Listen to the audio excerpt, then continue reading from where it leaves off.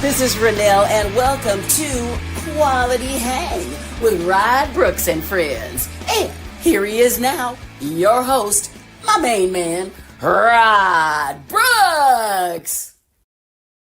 Thank you very much, Renelle. I am Rod Brooks, and welcome everyone to Quality Hang. And as always, I'm joined on this broadcasting adventure by my partner in crime, my friend, your friend, the co-host of Quality Hang. He is Marcus Osborne. What up, dog? How you doing? I'm good, man. It's cold, and I just managed to scarf down a couple of bites of potato salad, so all is good. Yes, so Marcus is fully satisfied and ready to broadcast for your pleasure. Before we get into the show and before we thank our presenting sponsor, the fine folks at Hop Monk Taverns, college football playoff updates. 5:04 left to go in the fourth quarter of the Fiesta Bowl, the college football playoff semifinals between the University of Miami and the Ole Piss Rebels. Miami just scored a touchdown. They are now up 24-19, again, with 5 and change left to go in this college football playoff semifinal. I am no fan of the Miami Hurricanes. I am a bigger hater of all things University of Mississippi related, and particularly and most pointedly, their football program. So because I am a hater, and college football is all about hating, I am hating with extreme alacrity on the University of Mississippi and their football team, and definitely because my team is not in the college football playoff.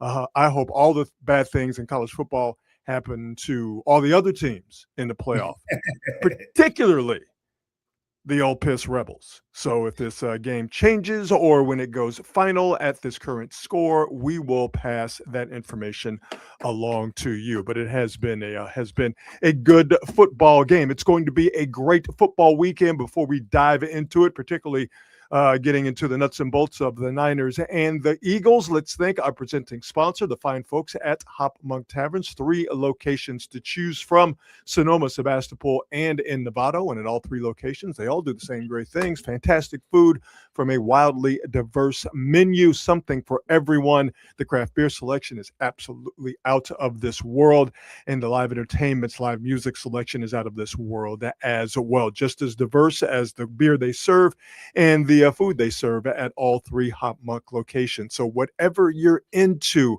rock and roll, country, and Western music, as they say in the Blues Brothers, or what have you. I don't know. You might be into some house music. You might be into some trance music. You may not even be into music on that day. You might want some comedy. You can find that and more at all 3 Hop Monk locations. So to see what they have coming up as far as live entertainment is concerned, check them out online at hopmonk.com. Better yet, make sure you follow them on all of the socials and get their updates that way. Best thing, though, stop by Hop Monk, one of their 3 locations in Sonoma, Sebastopol, or in Novato. All right, let's go ahead and get this party started, Marcus. Starting tonight and through Monday, my brother, it's going to be wall-to-wall football. And I, for one, am pretty damn excited about all that. Let me ask you a question, Rod Brooks. Shoot, baby. I know it's weird to not have LSU anywhere around this time of year, but are you I'm this way. I can't watch football in particular. It's actually the one sport that I can't really watch without having a rooting interest. Oh, I'll watch 22 Monkeys play football if it's right. If the stakes are right. It's a weird thing here because I can't enjoy it as much if I don't get it. I need to have some kind of emotional attachment to one of these teams. So I always come up with reasons to root for one team or the other. Well, you're like Michael Jordan. You're just looking for reasons to hate on somebody to get yourself juiced up. Exactly. To hate somebody or to root for somebody. I would prefer to root for somebody because I try not to be a hater. But college football is such a different beast because it's such an emotional game. Yes, very much so. The hate is so real between the schools. I love it. It cracks me up. But do you find a reason to root for or against the team to get an emotional interest in the squad? You know, in the NFL, no. I mean, I really only have a blinding hatred for 2 teams, the Cowboys and the Titans, the Cowboys for Mhm. obvious reasons, the Titans Sure. because Bud Adams took the Oilers Obvious away reason. from Houston, where I'm from, turned them into the Titans. So if you ain't down with me and mine, then it's always going to be F you into your camp. But in the NFL, I find the Raiders to be more comical than anything. The Browns I find to be comical, but I don't have any hatred for NFL teams. Now, college, again, this is my hang up and the hang up of college football fans nationwide. Not all of them, but college football, because it's been around for so long and Yeah, because it is so personal. it I is.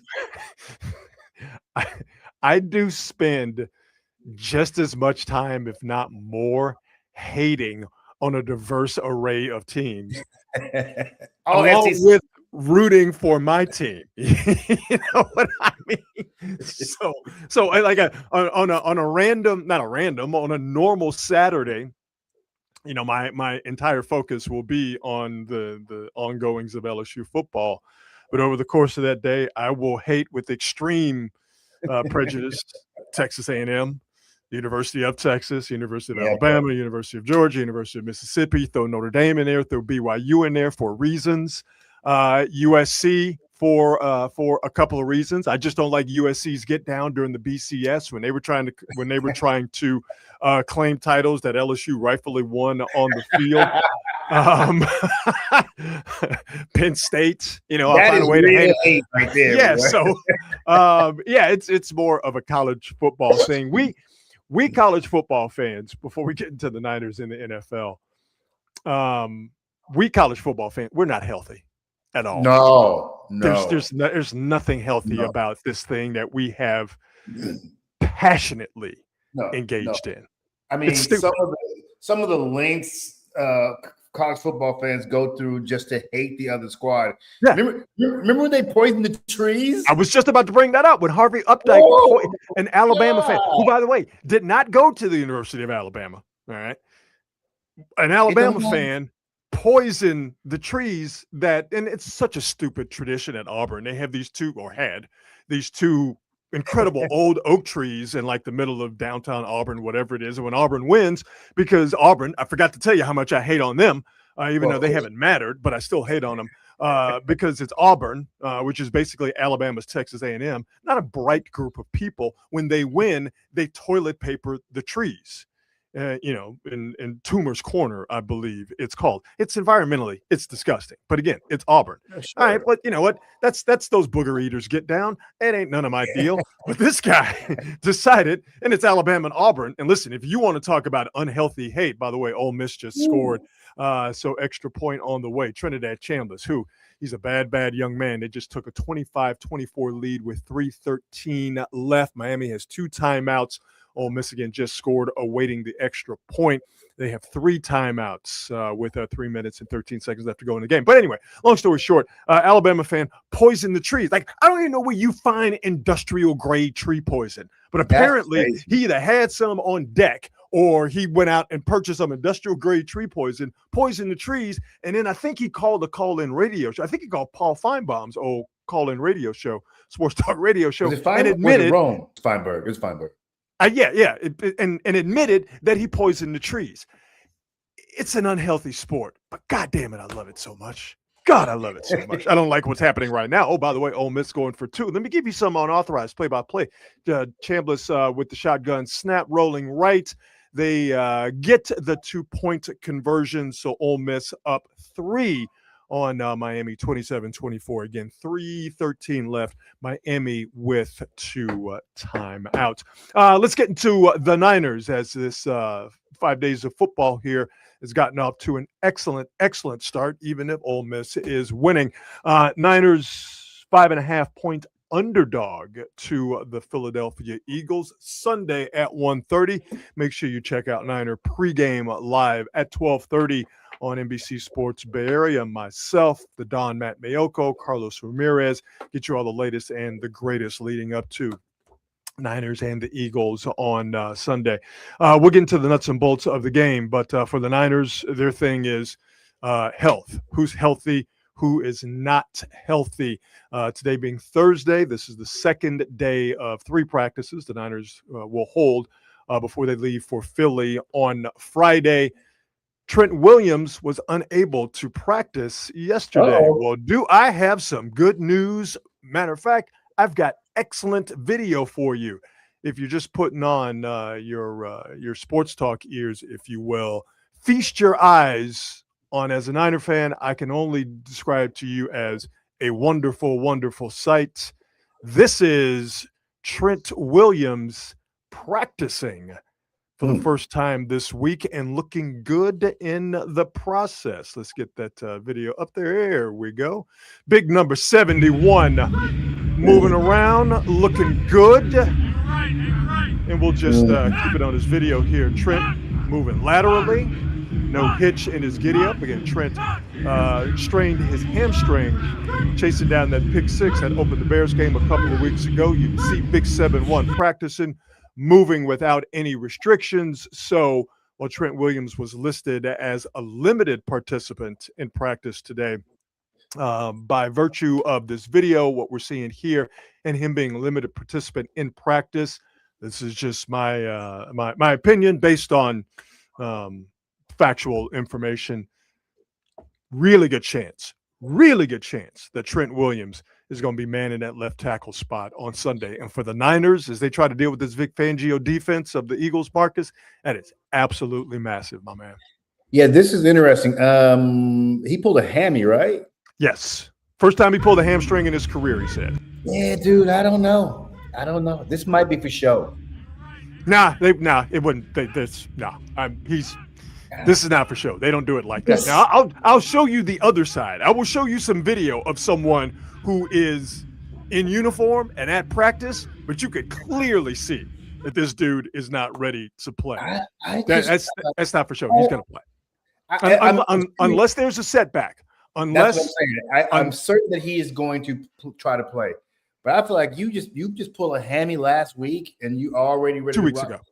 2 weeks ago. It's going to be – I hate to say it, but I have a feeling he's going to pull that thing again right in the middle of this game. I just think when the real bullets fly, they're going to have to pull it.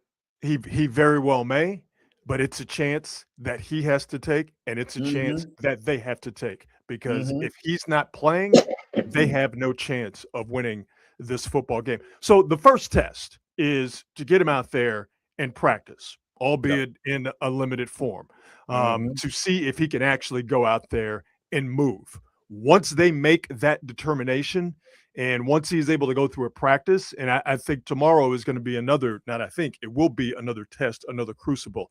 If he can go through that, again, provided there's no setback in tomorrow's practice or there's no setback as they're warming up on Sunday, he's going to start at left tackle. Now, when the whistle blows and that game starts, he may go through the whole game. He may, as you say, re-injure that hamstring, is unable to play.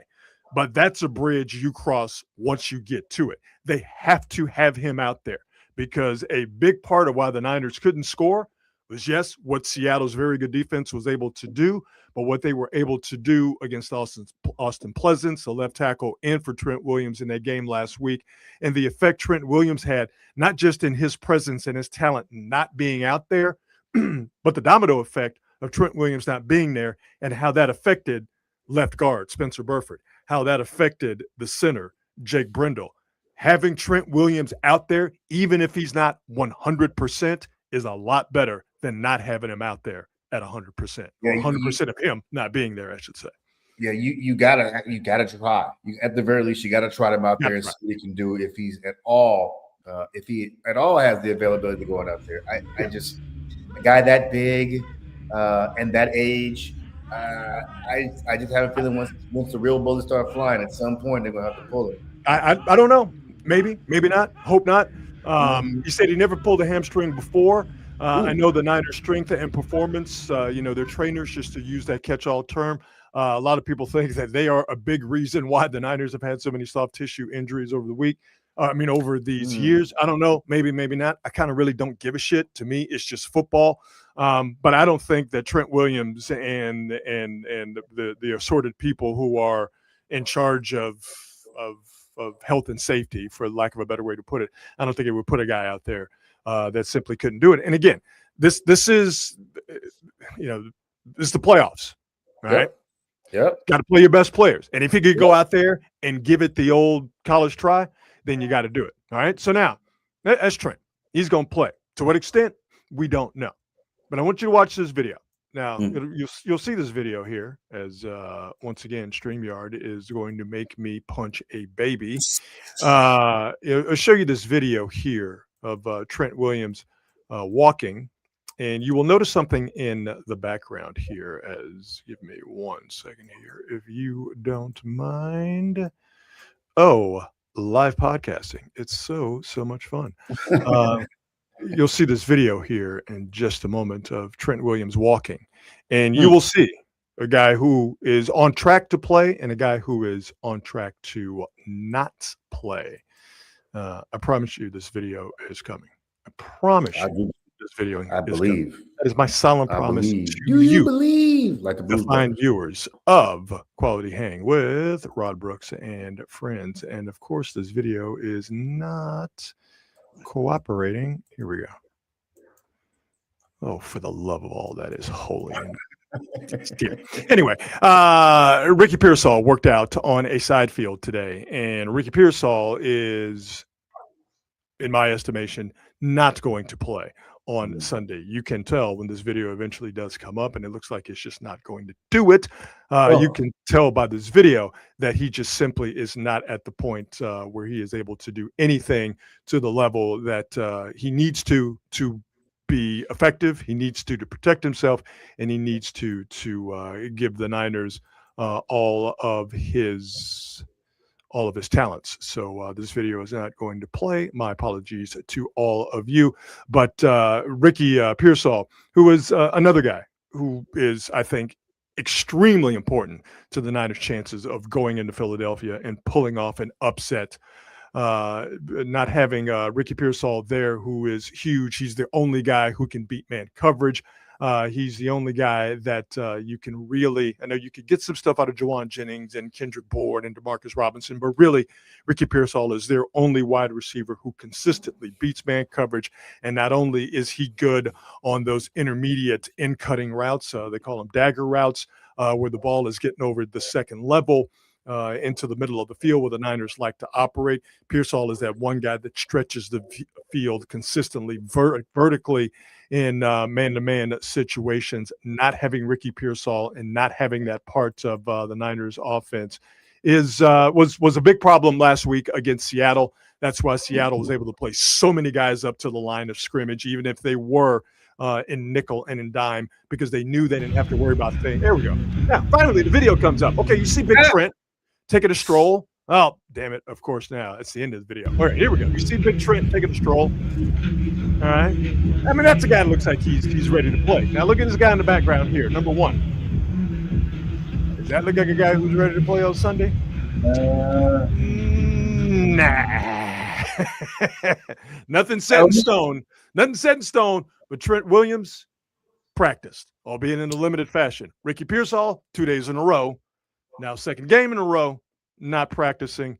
Chances on him playing on Sunday, I would say, are slim and none. And both of those guys are not on the 53-man roster. Has Purdy appeared on the injury report? No, he's fine. No, he's good. He has no injury designation whatsoever. So he is good to go. Because he was getting popped last week. And that last hit where he wrecked his finger, I'm like, oh, my gosh. Again, no injury designation, said nothing about the finger. I think that was more of a laceration, more of a cut than anything. And the hit he took at the end of the game, where I thought was much seriously. He absolutely got folded. Said it was just a stinger. So nope, no injury designation whatsoever. He is good to go. So the main ones again, Trent Williams, my estimation, looks like he's on track to play. Ricky Pearsall not on track to play. If I had to pick out of the two, who's more important to have, Pearsall or Trent Williams, I think we can all agree it's Trent Williams, man. You'd love to have Pearsall out there, but you can't get the ball to Ricky Pearsall. You You can't get the ball to McCaffrey. You can't get the ball to Kittle. You can't get the ball to all of those guys if you don't have Trent Williams there, run blocking, pass blocking, and what he does for everybody else on that offensive line. Are people going to start calling Ricky Pearsall street clothes like Anthony Davis? Hey man, they're already calling him some version of that. They're already saying he's made out of fiberglass, or they're already saying he's injury prone. That is the damn dude got shot. That's not like any injury. Oh now. No. It's I don't like to do that to guys, to any athlete, because being a professional athlete is hard, and I tend to take athletes at face value when they say they're injured, because that's all they want to do is play. I've never heard of an athlete. I've been around him for a long time. I've never heard of an athlete who's faking injury because they don't want to play. I'm with you. I know that a lot of people going, hey, what about Jonathan Kuminga? That's kind of a different story for a different situation. Maybe we'll get into that a little bit later. But they want to play. And he has a tricky PCL injury. He's got a tricky knee injury. And, listen, for wide receivers, man, your ability to run and get up to top speed and cut and decelerate and move laterally at top speed, you're like a Formula One car. Every piece has got to work, and every piece has to work at its optimum level. And if that knee is not stable and it's not right, dude can't play. And I don't fault him for that. Yeah. I just don't. Yeah, I'm with you. I don't like when players get accused of sort of jaking it, as they used to say in the old days. All these guys want to play ball. They all want to play ball, unless there's a special circumstance where you got to kind of make something up to keep somebody out for some reason or another. But otherwise, these dudes want to be in there, man. Yeah. Especially the guys who get the moniker of often injured. Right. They definitely want to play. Right. And that's why you got a guy like Fred Warner doing everything he can to get back for a potential divisional playoff game if the Niners beat the Eagles this upcoming Sunday, or if the Niners are able to get to the NFC Championship game by winning Sunday and then beating whoever they would play in a hypothetical divisional matchup. So Fred Warner, by the way, working out on a side field, doing some running. They have not opened up his practice window or anything of that nature, but Fred Warner is strong possibility that he would be able to play next week. Definitely would be able to play if everything worked out for an NFC Championship game if the Niners are able to get that far. Obviously, there's still a football game or two away from that possibility. Yeah. It would be nice for Niner fans. That'd be an inspirational story for 49er fans. No doubt. No doubt. Jogging out of the field. Yeah. We're gonna do some picks later. I'll tell you what, we'll do all the picks at the same time. All right. All of the wild card games, and we'll include the Niners in there, because if you've kind of paid attention to what I've said, what I said on Monday, kind of where I'm going right now, or if you've checked out anything I've said on social media or Niners Now on NBC Sports Bay Area's YouTube page, you could tell that I'm bullish on the Niners' possibility and their chances of going to Philadelphia and winning this game, even with how they looked last week, even with the injuries that they have. But let's get into the coaching situation, because Black Monday, Marcus, stretched all the way to Black Tuesday and then Black Wednesday, or I guess in the case of Mike McDaniels, half Black Wednesday, since Mike McDaniel is biracial. Sorry. Shit. I'll move this graphic.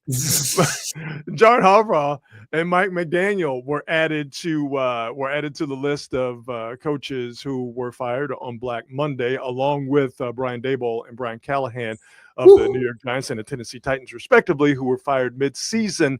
Now that is 1, 2, 3, 4, 5, 6, 7, 8, 9. Am I doing that right? 1, 2, 3, 4, 5, 6, 7, 8. That's 8 teams that are looking for head coaches. This is a 32-team league, so that is a good percentage of the league that are looking for new coaches. John Harbaugh was thought to be safe, even though the Ravens, I think it's fair to say that they underachieved. Now, obviously, they went out in an extraordinary way, losing on a missed field goal in that game Sunday night against the Steelers, who were playoff bound. But the consensus was that John Harbaugh, again, the Ravens underachieved, but his job seemed safe. Went in to meet with the owner of the Ravens, Steve Biscotti, and John Harbaugh walked out without a job. He walked out with a box. walked out with his belongings. So John Harbaugh is relieved of his duties. And it was interesting. Immediately what came out is that there were 9 teams who had called John Harbaugh's representatives, his agent, to talk to him about coaching their team. Everybody said, well, wait a minute. There's only there's only 8 teams with coaching vacancies. Who called John Harbaugh that actually has a coach under contract on their staff? Dallas Cowboys. Now we know who it was. It was the Miami Dolphins because they fired Mike McDaniel today. And according to those in the know, Stephen Ross, the owner of the Dolphins, has some sort of a relationship with John Harbaugh. But this is an interesting group of coaches because looks like Raheem Morris is going to get another job sooner rather than later. John Harbaugh is not going to be out of a job for a while. And really, John Harbaugh, it seems like he's going to have his pick of jobs. He is thought to be the top candidate for the Giants job. Yeah. I think John Harbaugh would be the adult the Raiders have needed in the room for a long, long time. It'd be crazy for the Raiders to not see if they could take a serious run and get him. And John Harbaugh going against his brother Jim Harbaugh twice a year would be interesting at minimum. Tennessee obviously is going to try to make a run at John Harbaugh. Looks like Kevin Stefanski is probably going to get one of these jobs. He's talked about getting the Atlanta job. But where this gets tricky for Niner fans, Marcus, is that Robert Saleh is going to be up for all of these jobs. And there is talk that Robert Saleh and all right, Miami, there you go. Real quick update. Miami with 3 minutes and change left and using only one of the 2 timeouts they had left. Carson Beck just scrambled for a 3-yard touchdown. 18 seconds left. Extra point or 2-point conversion.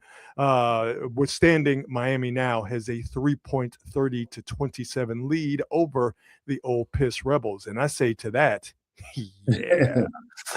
Anyway, we'll let you know what happens with the conversion, whether it's an extra point or 2-point conversion. Oh, look at all those sad Ole Miss fans. How wonderful. Robert Saleh, that Ravens job, he looked real good in that Ravens job. Real good.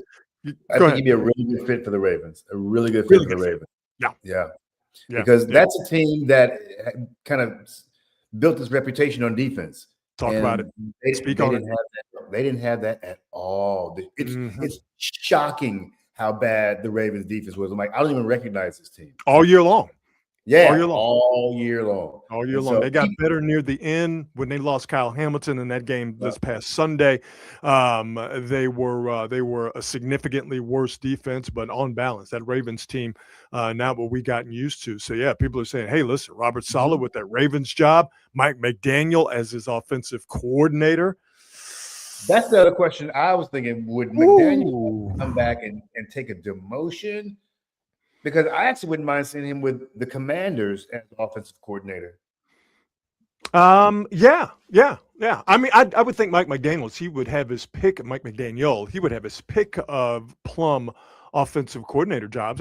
But I'll tell you this, I don't think there's a better job in the NFL to coordinate an offense with than with that boy in Baltimore.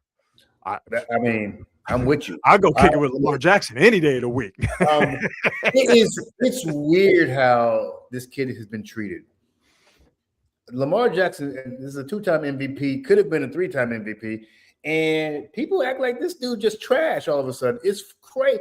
They act like he's faking it all the time. Yeah. You're still talking about how this team has been so snake bitten in the postseason. It's not even funny. Yeah. And act like that's all him. Like it's weird, man. It's Well, weird. but you know how it is though, and we've talked about this before, that we place so much value on the quarterback position. I think we Mhm. overvalue it a lot, even as important as it is, and I think we ascribe too much to it. And the one thing we do that we shouldn't do is that we make wins a quarterback stat. And yes, winning is important. That's the ultimate thing. But so much goes into a team winning a football game. By the Sure. way, Miami went for 2. They got it. Ole Miss is trying to scramble, but they will not be able to use their weapon, their kicker, to kick a long field goal as it is 31-27. So Mm. unless there is a massive bust in coverage here as the clock is running, Ole Miss call a timeout. I think Miami call a timeout. 10 seconds left. I'll let you know what happens in a second. But we if you don't win, which Lamar Jackson is not in terms of getting to or winning a Super Bowl, Yep. and you know how people are, dog. Sad. We are really weird when it comes to quarterbacks and how we judge them. Yeah. Really weird. Especially when, like, I'm like anybody else. I'm happy to blame QBs when they screw up, but you can't sit and watch Lamar Jackson over the last few years. He's not even 30 yet, is he? No. You can't even sit and watch this guy play over the last few years and act like he's the problem. Right. Well, that doesn't stop people now, does it? Amen. That don't stop them, dog. Think about it. They wanted to let that boy go. Yeah. They wanted to let him walk. Are you kidding me? Well, they didn't want to pay him, is what they didn't want to do. They wanted to keep him. They just didn't want to pay him. That's what that boiled down to. 6 seconds left. Looks like Miami is going to take care of business as Ole Miss is coming out of a timeout, but it's going to be a Hail Mary.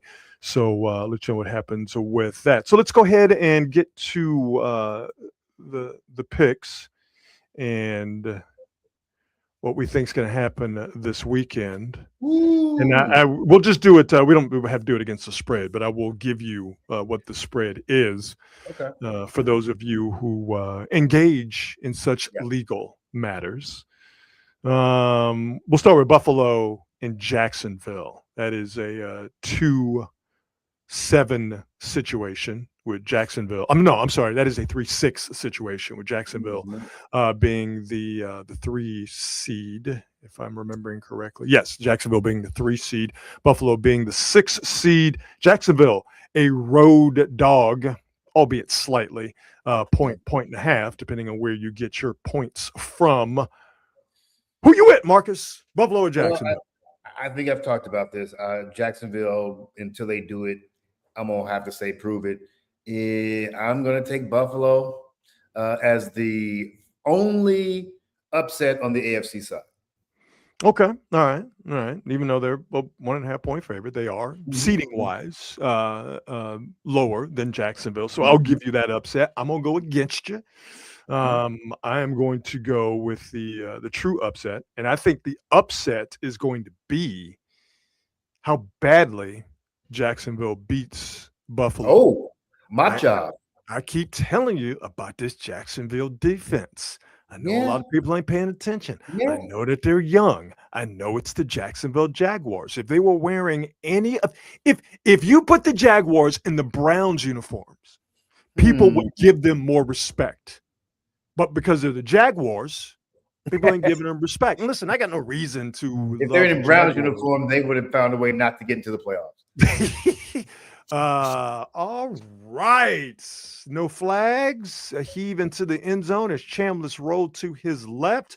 And Carson Beck is a football hero. Miami 31, Ole Miss 27. Miami is on its way to Miami, where they will play the College Football National Championship game next Monday night. Tomorrow, we get Indiana. I'm a little surprised. What surprises you about it? I know. It's been so long. Miami's just found a way to blow it. Listen, hey dog, they tried. Been decent. Brother, they tried. All right. It was penalty after penalty. It was dropped interception by Miami DBs after dropped interception. And that was a clear pass interference in the end zone on the final play. They just didn't call it. So, yeah, Mario Cristobal, who is known for blowing games in Miami, they tried to blow this bad boy, but a lot of talent on their Miami squad. It looks like, and I'm not comparing, but they look like those Miami teams of old where they're really good up front, especially on the defensive line, and they got a lot of team speed, and they got a big, tall, statuesque quarterback. It looks like the teams that Mario Cristobal played on. So what they have done here in these playoffs, I'm not surprised. They're a good football team. Now, again, they're mistake prone, as they were very much so tonight. But hating Ole Miss all I want to. All the credit in the world goes to Ole Miss, but they stifled Ole Miss, and they made Ole Miss play a game that they didn't want to play, and Ole Miss was able to adjust and make it a game, and obviously take that lead. But Miami dictated the tempo with their line play on both sides, but especially their defensive line. That's how they won the football game. So yeah, I give them all the credit in the world for what they were able to pull off. But anyway, back to the pros here. I'm gonna take Jacksonville's defense. That if they can stop Cook, they can stop that run game. All right, make Josh Allen beat you, which he can beat you. But I will take the totality of that Jacksonville defense over Cook and Allen. And I say all they have to do is stop Cook. Easier said than done. As I sit here on my butt, if they stop Cook and make Josh Allen have to throw it, I'm going with Jacksonville in that regard. And Buffalo's defense is not good by any stretch of the imagination. I could see Jacksonville putting up points on them. So if that offense is rolling and Buffalo is unable to stop Jacksonville's offense, and Jacksonville's defense does just a little bit more than the minimum, I think Jacksonville could win this bad boy by almost 10 points. Really believe that. Nice. My reticence relies in Trevor Lawrence. Until I see it, I won't believe it. I get it. I understand it. If he was going up against a better defense, if he was going up against the Patriots, the Texans, the Broncos, it's a completely different story in my mind. The Buffalo defense, they ain't good. Nope. They ain't good. Feeling it. The Chargers at the Patriots. 4-point underdog. What saith you, Marcus? The Patriots are going. This is going to be my spank. I think that the Pats will win this, and I think it will be by a touchdown or more. Oh man, I was Chargers. That's all. I was feeling the Chargers. Problem is, they're just so beat up on the offensive line, and by virtue of that, Justin Herbert is been beaten up. His hand, I'm sure his left hand, not his non-throwing hand, but his left hand is still not fully healed. I love the Chargers defense.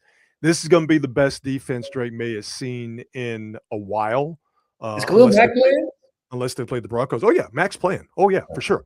It's a good Chargers defense, and I could see this Charger defense giving Drake May a lot to worry about and a lot to think about, and I'm curious to see how Drake May, in a pivotal, obviously playoff game, how he deals with metaphorical pressure and how he deals with literal pressure. Dealing with the blitz, and I think the Chargers can apply that. I earlier in the week, I was going to go with them, but I just think they're too beat up on the offensive line to really let their offense get unleashed and maybe give a good Patriots defense something to worry about. So I'm going to take the Patriots, and I think the 4, even though I'm not a gambling man, I think the 4 is a comfortable number. I could see them winning this by a touchdown almost fairly easily, just because – unless I'm missing something here, it's just the Chargers up front. I can't roll with what they have right now. Yeah, I'm with you. That's where I am right now too. I just think that it won't be enough. Easiest pick of the weekend for your boy, them gritty gutty Houston Texans, in the best defense in the league, giving 3 on the road to the Pittsburgh Steelers. I mean, come on, dog. Now, The X factor is whether or not Aaron Rodgers suddenly turns into Superman for one game. But I don't think that's going to happen. And I'm calling, not only am I calling Texas a big victory, I got 5 sacks. Oh yeah, no. It's gonna be a meeting at the quarterback. Will Anderson gonna be over here. He gonna have snot coming out his nose. He gonna be over there twitching, just can't wait. And then Daniil Hunter gonna be over there, and they just gonna meet at the quarterback. And old man River ain't gonna have nothing he can do about it. There's no business losing this game to the Steelers. No business losing to the Steelers. Absolutely not. Absolutely not. Unless, of course, CJ Stroud turns into a pumpkin. But no, to me, easiest game of the week. And watch this thing be a complete and total fucking bloodbath, or just a back and forth on Monday. But give me the Texans for sure. I'll tell you this: really, I'm kind of glad they had that sort of shitty defensive game last week. Who, the Texans? Yeah, I mean, it just that game. Get that out of your system. You know, like Philly against the Commanders last week, it didn't matter. Once they realized that they couldn't win the division because the Titans were busting it wide open for the Jaguars. So the Jaguars won the division. The Texans just kind of they eased off the throttle. So that didn't necessarily bother me. I've watched them enough this year. I know who they are. I know how good they are. And that defense is the absolute best in the business. And that's saying a lot because Denver's defense is really good. Seattle's defense is really good. The Patriots defense is really good. The Jaguars defense really good. Really the easiest game to pick, unless you are a gambling man or woman. The Rams given 10.5 to the Panthers. Rams on the road, more than a 2-score favorite. 10.5 is way too big. I wouldn't mess with that. No, this game is scary to me, actually. Well, I think it's supposed to rain, if I'm remembering correctly. This is a scary game. This is not scary in terms of you think the Panthers can win it. I do think the Panthers can win. Stop, bro. But you don't think the Jaguars can? Come on. Well, but let me tell you why. I also with the Rams, they can choke and they can have a shitty game, and I can see them going in here taking this lightly, and I can see the Panthers suddenly running the ball all over the place. I can see stuff like that happening. I don't think the Rams are world beaters. I think they're a very good team, but they can definitely be had. Definitely be had. And I must be Ray Charles because I can't see it. It wouldn't shock me. It wouldn't shock me. Now, everybody. What? I ain't gonna pick them. No. Stand 10 toes down on it. What? Yeah, I ain't gonna pick them. I'm just saying it won't shock me if they come up and win straight up. Actually, you know what? Fuck it. I'm gonna go ahead and go Panthers. I'm gonna go Panthers. I love it. I'm not gonna do that. I in no way, shape, or form am I going to do that. I got nothing to lose. I'm going. You got absolutely nothing. We ain't putting no money on it. Who gives a shit? Green Bay at Chicago. The Bears are 2.5-point favorites. I actually think it's the toughest game to pick. I agree. 100%. Division rivals. This will be the third time they've seen each other. Last time they played, it was fun. It was close. The Bears won. The Bears last couple of games, the Niners, and then with the Lions last week, the Bears have not looked good. Comparatively they haven't dominated anybody. Nope, haven't dominated anybody at all. I keep on saying the luck is going to run out, and this could be it. I don't disagree with you. I think Green Bay wins. Yeah. I do. I think the Bears have had a really good season, but I'm really big on how you look going into the playoffs, and not just the last game, but the last few games, which brings me into our upcoming discussion about the Niners and the Eagles. Last couple of games, and I know the Packers have their issues, particularly injury-wise, but the last couple of games from the Bears, I could just see I see where they're good, but I also see where they're kind of Dude, you can't come back every game like that. That exhausts you. 100%. I mean, it bit him in the ass against the 49ers. Like this can't go on forever. Yeah. I think for them, if they get out to a hot start, if they're up 10-3 at some point in the first half, if they get a good start, I could see them riding that. And I could see the Packers just kind of giving up the ghost because it has been a trying year for them injury-wise. But then again, it's been that way for a lot of teams. Niner fans are like, yeah, what about us? But if it's close in the fourth, I could see, like I'm going to talk about here with the Eagles and the Niners, I could see that crowd at Soldier Field, and I could see that Bears team going, oh, shit, here we go. What do we do? And I could see the Packers being emboldened by that. Like I said, I respect what the Bears have done. I just don't think they're ready yet. I think they're just too wet behind the ears at this point. So I'm gonna go with the Packers for the road upset for sure. Yep, Packers. I'm going Packers as well. All right, so let's get to it. Niners, Eagles, Sunday. Oh my goodness! Who you with? Honestly, this is kind of easy for me. I see the 49ers winning. The Eagles haven't really looked good all year. No, especially totally offensively. They've won, but they haven't looked good. And I'll say this, even with the game against the Seahawks, that was the Seahawks making the 49ers look bad. That wasn't the 49ers being bad. That's the credit to the Seahawks, not the Niners. I just think the 49ers blow these dudes out. Oh, shit. I think it's a blowout. Now, again, there's always a caveat. They can flash back, and Saquon Barkley can make everything I'm saying here obsolete. Because if that boy get going, it's a rappy rap. I wouldn't expect him to blow out, and I can't co-sign that, big brother. Listen, if the 49ers get up early, which is, from my standpoint, absolutely rational thinking. I can see the 49ers getting up 14 zip early, and all of a sudden, you got to start throwing that ball if you're the Eagles. And the Eagles can't score at the 49ers. They cannot. I'm in agreement with you on all of the theories, so to speak.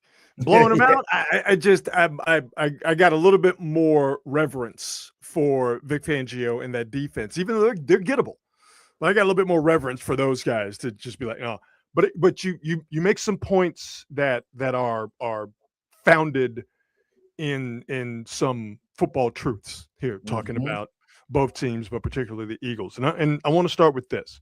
Yeah. Both the Niners and the Eagles have scored 52 points on their opening drives. That's 6 out of the 32 teams. So one, if not both, is going to start the game fast. It's going to start the game with a score. More than likely, it's going to be a touchdown. And I think that lends a lot of credence to your belief that the Niners can get up and out on this Eagles team early. If you haven't watched the Eagles and you just kind of they've had their issues, but you think, it's in the passing game, and we'll get to their passing game in a second because it's not good. But you would think, all right, well that's an issue, but that hasn't been an issue because they've run the ball and they've run the ball well. But see, here's the thing: they haven't. Saquon Barkley from the game against the Giants, and that was on October 26th. He had 14 carries for 150 yards. Beyond that game, he's only had 2 games of 100+ yards against the Chargers and against the Washington Commanders. He's had yardage totals over the last few games, Saquon Barkley, of 60 for an entire game. 60. That's bad. He ran for only 22 yards in the last game against the Cowboys. 68 yards. 56 yards. Yes, he has. These are not blockbuster defenses he's facing either. By any stretch of the imagination. He's only averaging 4 yards a carry, even though he's gotten more than 1,000 yards this year. Philly's offense only converts third downs at a 37% rate. On the flip side, Niners are number one. They convert third downs at a 50% clip. Ooh.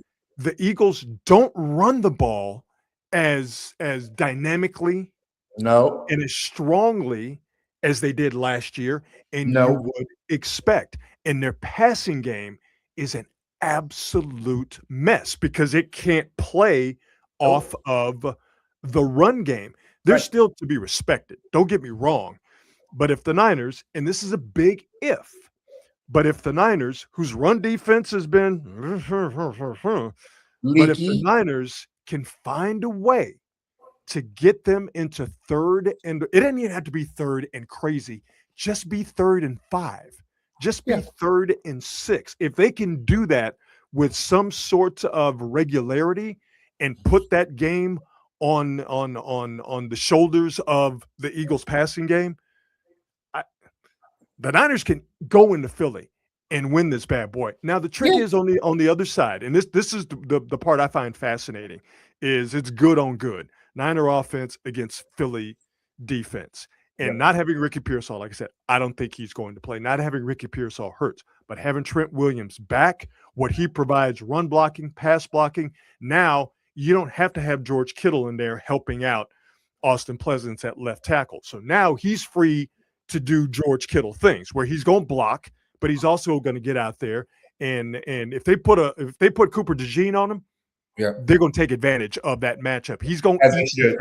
He's going to absolutely eat with that matchup. If they can pass protect, and the Eagles don't have crazy edge rushers. If the Niners can pass protect, Brock Purdy starts point guarding that bad boy and spreading that ball around and keep chewing up clock, keep their own defense off the field, convert those third downs. Philly gives up 19 points a game. I say all the Niners have to do. All they have to do is get to 20, 22, 24 points. They do that, and if they get it to the fourth quarter and the Niners have a lead or the Eagles only have a one-scored lead, if the Eagles have a 3-point lead at any point in time in the fourth quarter, I promise you, they're going to fold. They're not going to know what to do offensively.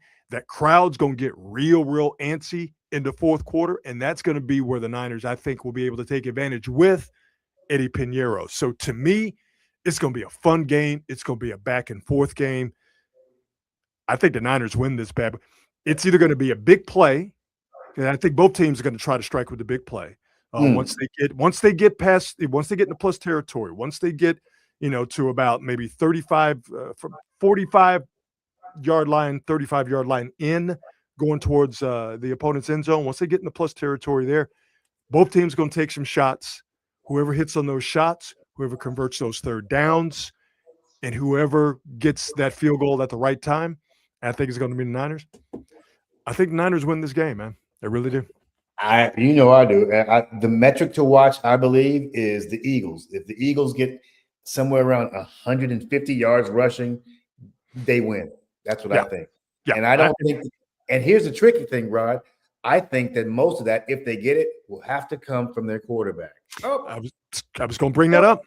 That's the kind of quarterback who gives this 49er defense trouble. 100%. So if he decides to not try to prove anything, like I'm a great passer, and just fucking take off, you might get yourself something. Well, listen, their offensive coordinator. Remember, I showed you that video of his house getting egged earlier this year.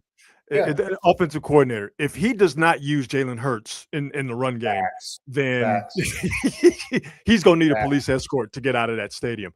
And Jalen Hurts has said, and I'm paraphrasing here, the coordinator is the guy who's in charge of whether he runs with the ball or not. They'd be crazy not to do that, but the Niners can not necessarily counter that. But Brock Purdy, I think his legs are going to be very important, because just as you believe 150 yards for the Eagles, that's kind of the benchmark. If they do that, they'll win, and I completely agree with you. I think it's the exact same thing for the Niners. If the Niners get 150 yards on the ground, and it's not just going to be from Christian McCaffrey. The bulk of it will be from him, but it's going to be McCaffrey, sprinkle in some Brian Robinson, sprinkle in some Brock Purdy. I don't know if necessarily design runs, but there's going to be some Brock Purdy ground yardage in there. And listen, just as Philly's run offense has not been all that great this year, Philly's rush yards allowed, their rushing defense the last few games. Buffalo hit them for 120 with James Buffalo's Cook. eating. Dallas hit them for 125. The Bears got them with Swift and Managai got them for 281. The Chargers got them for 169. And Justin Herbert had 66 of those 169-yard games. The Eagles, when it comes to stopping the outside zone, they give up 5 yards a carry. Who likes to run outside zone in the NFL? The San Francisco 49ers. Give me the Niners, baby. Yeah, Book it. I see the Niners spanking here unless Jalen Hurts has the game of his life and goes crazy. Yeah. That's the only hope for those guys. And time of possession. They need to keep that 49er offense off the field. Yes. Because at some point, especially if the Niners are running, the dam is going to burst because the Eagles' offense isn't good enough to hang. Yep. Watch both teams in the red zone. They're both top 3 in scoring in the red zone. Philly's defense, when it comes to stopping the run, they do it with 7-man boxes. They don't bring a safety down. They do it with 7-man boxes, which is why they're susceptible on the ground. But that means you still have to pass on them. And Philly's pass defense is good. So this is going to be, to me, the game of the weekend. And I'm not just saying that because of my interest in the game, but I think this is clearly going to be the game of the weekend. These two teams are as evenly matched as you're going to get because they're good on certain sides of the ball and they're flawed on certain sides of the ball. Niners defensively, they're flawed. Eagles offensively, flawed. Niners offensively, damn good. Eagles defensively, damn good. Styles make fights. It's going to be a damn good fight. It's going to be a good fight. It's going to be a good fight. Let's get to some Warriors stuff here before we start to goof around, as the Warriors week coming up is going to be an interesting one. They are in the midst now, the Warriors, of an 8-game homestand. Warriors just beat Giannis and the Bucks last night. By that, actually. I was surprised by it too, especially the way the Warriors. I would say they did it relatively easily. I know that that's a surprise. The victory is not as surprising as the ease with which they won. I know they made it a little bit interesting at the end, but it was really never in doubt. You see the Warriors schedule coming up here. This homestand, got the Kings tomorrow, the Hawks on Sunday. 2 winnable games. Portland is a completely different situation. Portland they kicked the Warriors' ass this year, right? Flat out. The Knicks obviously are a good team. Then you get to Charlotte, Miami, and Toronto. So this is a chance for the Warriors, who are 20-18 at this point. This is a chance for the Warriors, who were saying at the beginning of the season, if they could just survive all of those road trips and all of those back-to-backs at the beginning of the season, they would get to a comfortable point in their schedule. This is the comfortable point in their schedule. And what I dig about the Warriors now, and what I dig about the Warriors, what I like about what they're doing, and I hope it's sustainable, is if you notice these last couple of games, albeit they lost against the Clippers, they won last night, is they've had only single-digit turnovers in both of these games. Had 9 last night and 7 in that game against the Clippers. That were winnable games. And while the Warriors are, with the trade on the horizon with Jonathan Kuminga, and what is that, on the 15th or the 16th? I forget exactly. 15th, but so next week, with the Kuminga trade looming and the trade deadline on the 5th of February looming, the Warriors could look differently. But as they are currently constituted, the Warriors are not going to get any taller. They're not going to get any younger, okay? Shooting is going to be what it is. They're going to take a lot. Maybe they'll make some. Maybe they won't. But they're going to take a lot of shots. But the one thing that is maddeningly frustrating about the Warriors, and the one thing that they can change, is hanging on to the goddamn ball. And what have they done over the past 2 games? They've actually hung on to the goddamn ball and given themselves. Well, and there's statistical proof of that. When they don't turn it over, they win. Yeah. Even when they don't shoot well. Yeah. That alarming rate. When they don't turn it over, they win. So that I think that somebody has the message. We'll see, because they've had these spurts where they go 3 games, 4 games without a bunch of turnovers, and then make up for it the next 5 or 6. I saw someone not report but mention that since the blow up between Steve and Draymond, Yeah, that he in particular has gotten a lot better about not being careless with the basketball. If that's the good that can come out of that interaction, to put it that way, if that's the good that can come out of that interaction, that's the best thing for this team right now and going forward, no matter what they're going to look like beyond the Kuminga date next week and beyond the trade deadline next week. Yeah, dude. I also believe that the more you watch him, the more you understand why Steve Kerr hasn't stuck with anybody, because no one plays consistently well outside those 2.5 guys. Like no one is actually playing. None of them can shoot on a consistent basis. Buddy Hield was brought here for that. He ain't done jack. I don't know where Seth Curry is. I guess he still got the injury, the sciatica, but sciatica. I mean, doctor say he need a backiotomy. Yeah. So if they can not turn the ball over and they can actually make some buckets, they'll be okay. Yeah. They'll be okay. Yeah. So as the Warriors are playing better basketball that is more conducive to winning, and they have a schedule, at least for the next couple of games, that also seems to be conducive to winning. Next Thursday, January 15th, a.k.a. Jonathan Kuminga Day. JK Day. I love the report that came out that said the Warriors were, even though they're not playing Jonathan Kuminga, they would be open to not trading him if the deal wasn't right. And I say to that, stop lying. Yeah, we know you're lying. But they got to say stuff like that in order to kind of get the sweetest deal that they can get. But everybody knows. But here's the deal. Everybody know you're lying. So actually, you don't have to say that, because get this dude up out of here. And you know what? Honestly, it may help the team.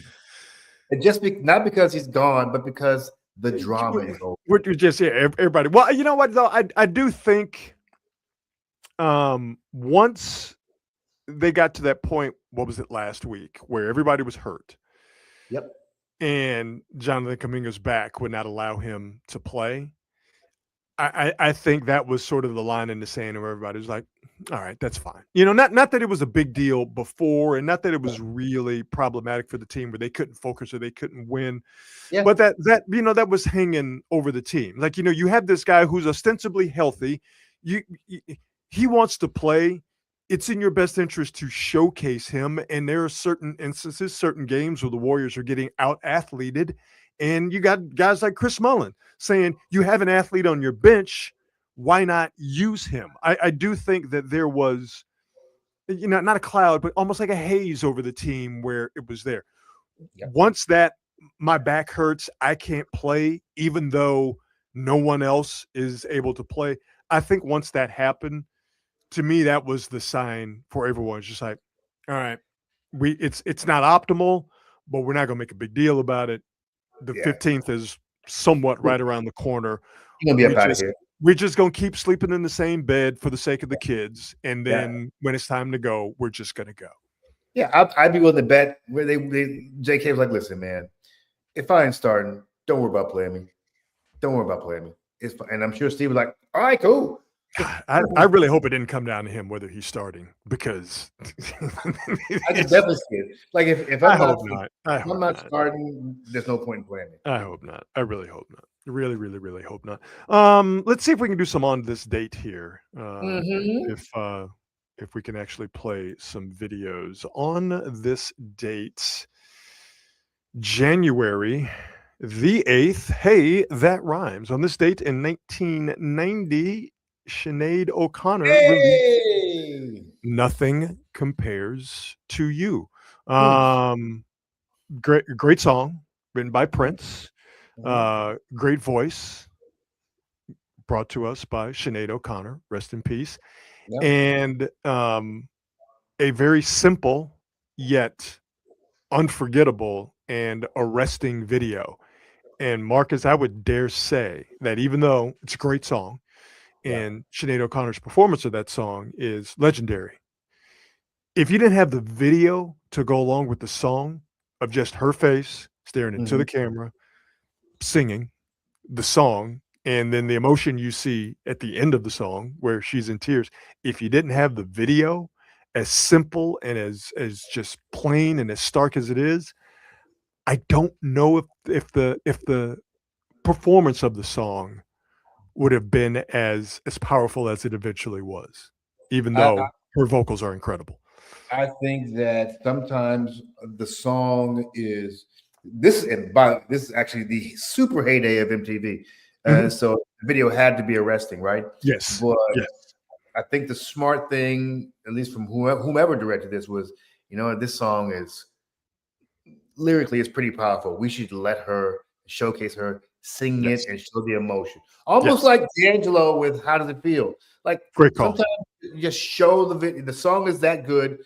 Just show the performer performing the song.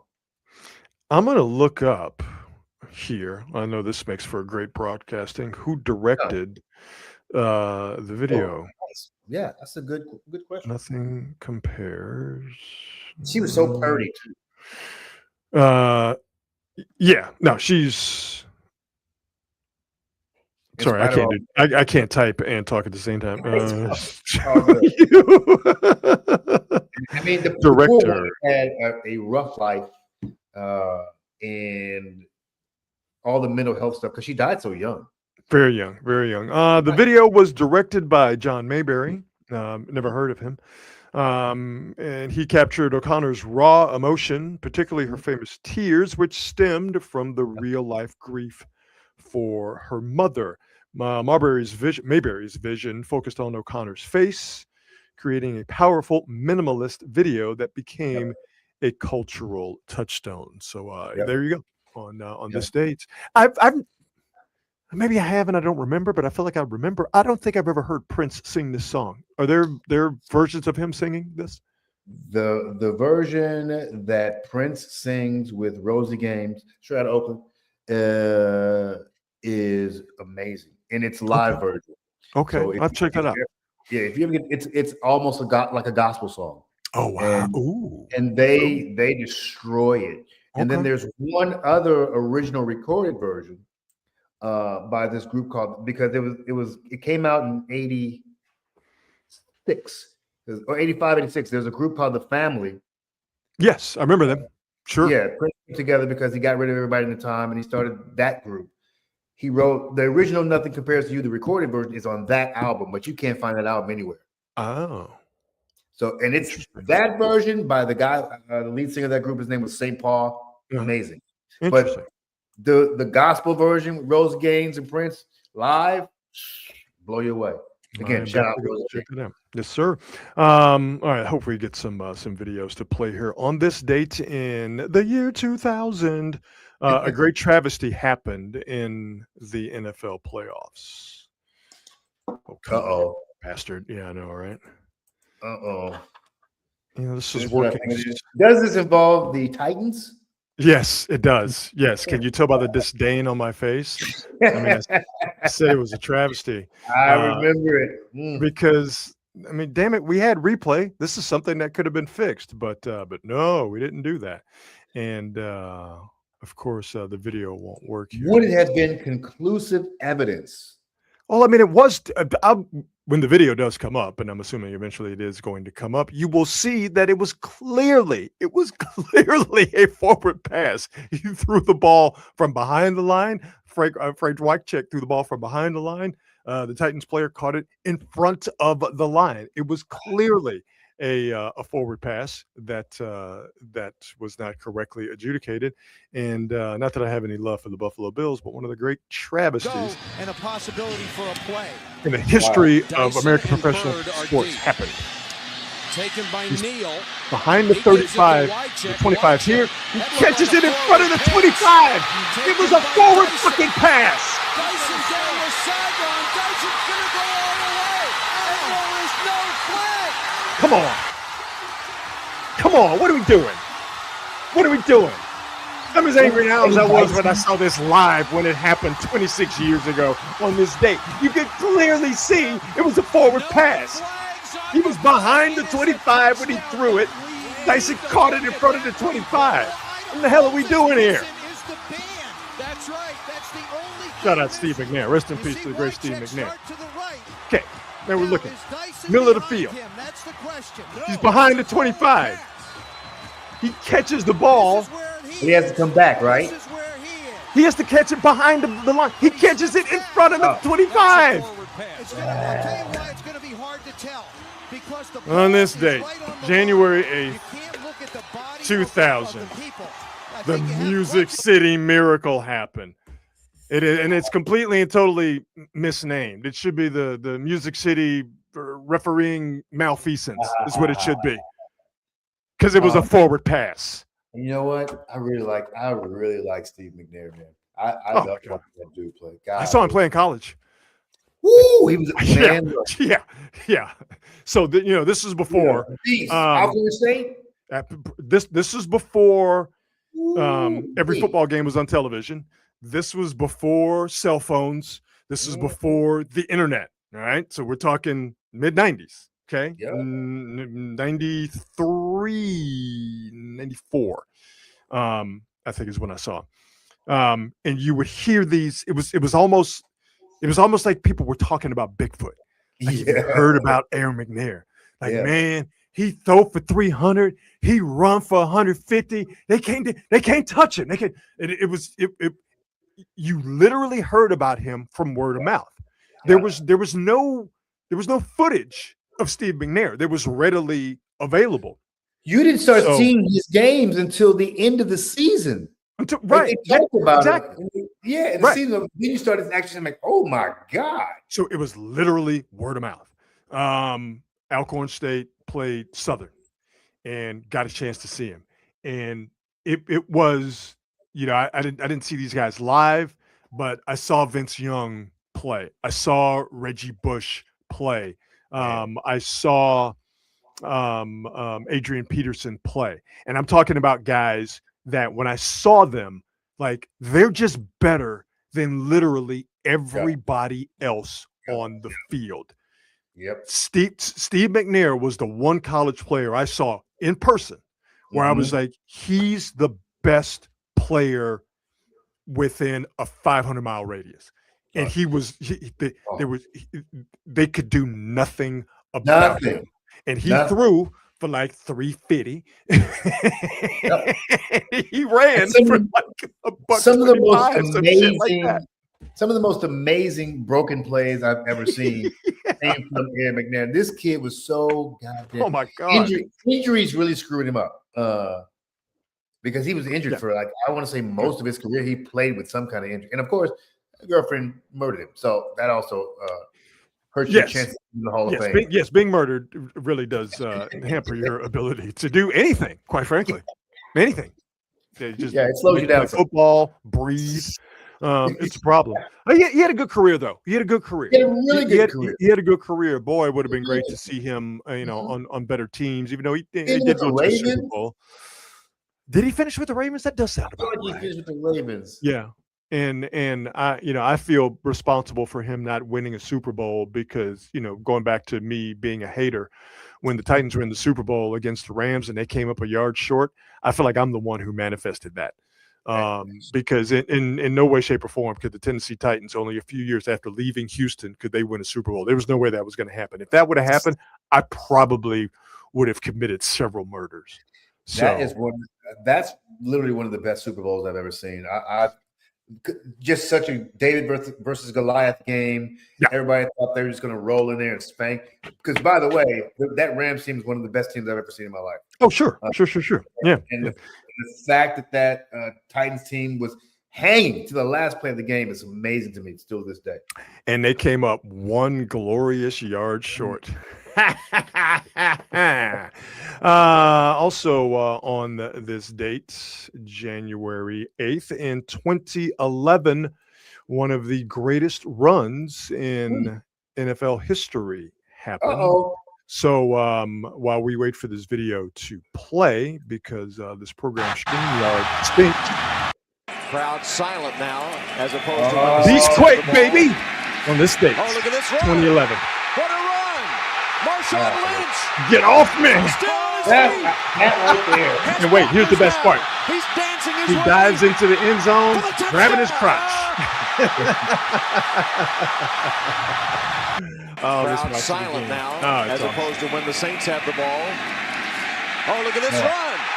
He What a literally run. ran through the entire Saints Marshawn defense. Lynch. Oh, good. Still on his feet. Has blockers now. He's dancing his way Awesome. for the touchdown. Awesome. I hadn't thought about this run in a long time, hadn't seen it in a long time, and man, I was so excited to run across it today. Because I mean that run it's electric. Like I said, it's one of the greatest runs, not one of, and it is one of the greatest runs in the history of football. Flat out. I would not. He'll never get in, obviously, but I would not mind if Marshawn Lynch was in the Hall of Fame. I would just love it. I might even actually fly out there for his induction ceremony because it'd be the funniest stand-up anybody's ever seen. He would probably do it like live via satellite from Oakland. Like he probably wouldn't even go to the Hall of Fame ceremony, but he would do it at like, he'd do it at the Coliseum or Oracle Arena, or I don't know, just like, on, fucking Skyline Boulevard or something like that. He was But so man, good. And remember when he was at Cal, he was doing the same thing. absolutely. Yeah. He was doing the same thing. Absolutely. So yeah, on this date, January 8th, 2011, Marshawn Lynch dropped his Beastquake run on the entirety of the New Orleans Saints defense, and he grabbed his crotch as he fell backwards into the end zone. Did it with style. So there we go. On this date, January 8th, in 1990, Sinead O'Connor released Nothing Compares to You. The Music City mishap happened in the year 2000, and the Beastquake run happened to and all over the New Orleans Saints in 2011. I'm going to do the best thing I've seen today before we get out of here, even though the videos aren't working in the way that I would love for them to. Do I have the video? Let's see if I can find it here, because it was it's pretty cool, and I learned something that I did not know by watching this video. Do you remember? And if you do, I'm sure you have fond memories of Schoolhouse Rock. Of course you do. Yeah, there we go. All the Schoolhouse Rock songs. I cannot. Now the video won't come up. The reason I know the preamble to the Constitution, but I cannot say the preamble to the Constitution, I have to sing the preamble to the Constitution, is because of Schoolhouse Rock.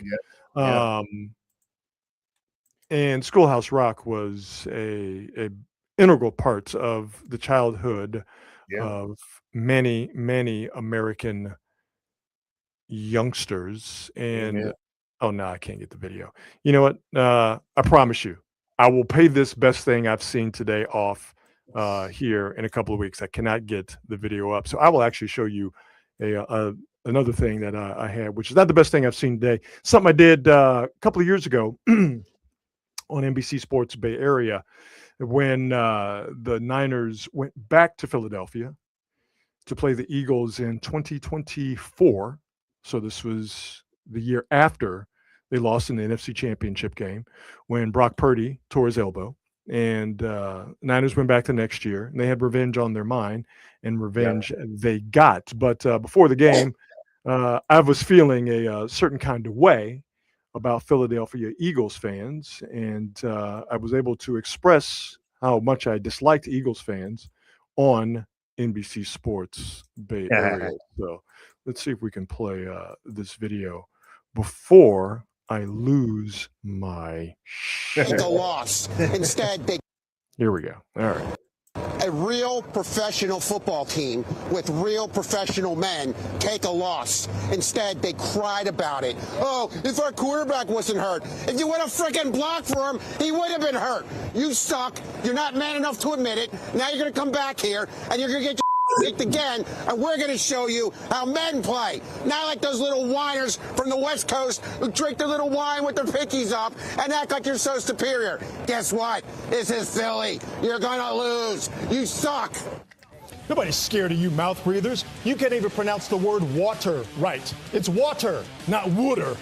Even the Eagles fans who are kids are the worst. Check this out. I promise you, this kid is going to be in a juvenile hall in the greater Philadelphia area within the next 2 weeks. Oh, and I'm not done, because not only are Eagles fans not smart, they also lack spatial awareness. Like this guy. Wait for it, bam! Right there. Oh, please show that one more time, but slower.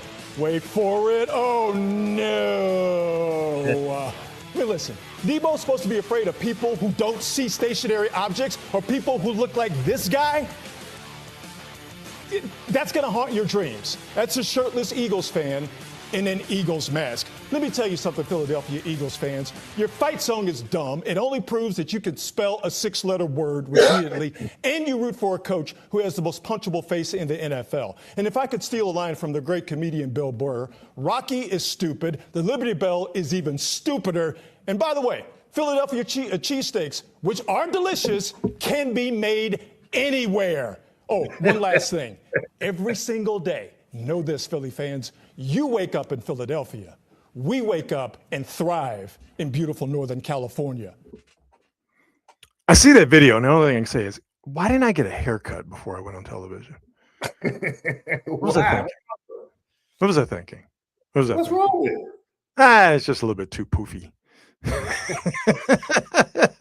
But the point still stands. I mean, really, Eagles fans, just a terrible group of people all the way around. And I meant what I said. I said it with my chest, and I'll say it again if I have to. Well, the real insult is that their cheesesteaks can be made anywhere. That right to the heart, right there. But they can. It's just meat and cheese, which I love, by the way. All right, I love meat. I love cheese. I love them together. All right, so don't get me wrong. Philly cheesesteaks are great. I just don't think it just because they're made in Philly that makes them great. I can make a Philly cheesesteak in my crib. It's the same thing they make in Philadelphia. It just comes with less attitude and probably has more seasoning on it. So it's a sneaky good food town. Yes, it is. Yeah. No. Listen, Philadelphia is like Chicago. You get to spring and summer in Philadelphia, it's a lot of fun. And you're right. Philadelphia is a good food town. The problem with Philadelphia is Philadelphians. The problem with Philadelphia is people live there. Exactly. Right. Yeah. That's the issue with Philadelphia is, if you would remove the Philadelphians from Philadelphia, I might, would be inclined to be like, you know what, I think I'm going to visit Philadelphia. But because you cannot separate the Philadelphians from Philadelphia, it's like, especially during football season, do I want to go deal with those people? No, absolutely. That's rough, bro. All right, let's get out of here. Thank our presenting sponsor, the fine folks at Hot Mug Taverns, 3 locations to choose from. Make sure you check them out in Sonoma, Sebastopol, or in Novato. To all of you who are nice enough to check us out on the regular, we appreciate it. All the folks in the comments, thank you very much. We will see you next week. Let's plan on Tuesday. Why Tuesday? The Texans are playing the Pittsburgh Steelers on Monday Night Football. I just don't think I'm going to be in the headspace to be able to give you everything you need for a full, robust episode of Quality Hang. Oh, God forbid they lose.